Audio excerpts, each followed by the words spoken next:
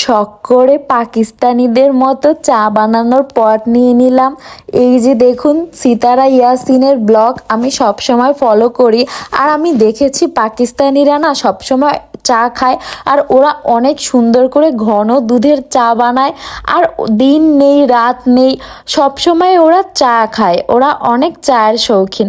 আর ওর blog দেখা দেখি এখন আমি নিজেও চার শৌখিন হয়ে গিয়েছি।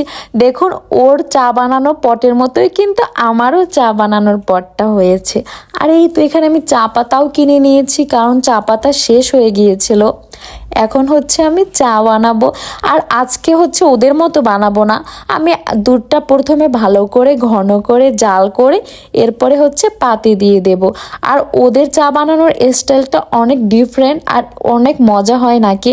ওরা চাতে সবসময় এলাচের গুঁড়া দেয়, তো যেহেতু বাসায় এলাচের গুঁড়া ছিল না, তাই আমি একটা এলাচ দিয়ে দিয়েছি। এখন হচ্ছে চা পাতাও দিয়ে দেব। তো এমন না যে আমি অনেক চা লাভার ছিলাম, কিন্তু এখন আমি একদম পাক্কা চা লাভার হয়ে গিয়েছি। আগে আমি চা পছন্দ করতাম, কিন্তু এত না খেলেও চলতো। আর এখন আমার একবার হলেও চা খাওয়া লাগবে, যদি আমি একবার না বারবারই চা খেয়ে থাকি। কিন্তু বিকালে এক কাপ চা না খেলে আমার একদম মাথা ব্যথা হয়ে যায়।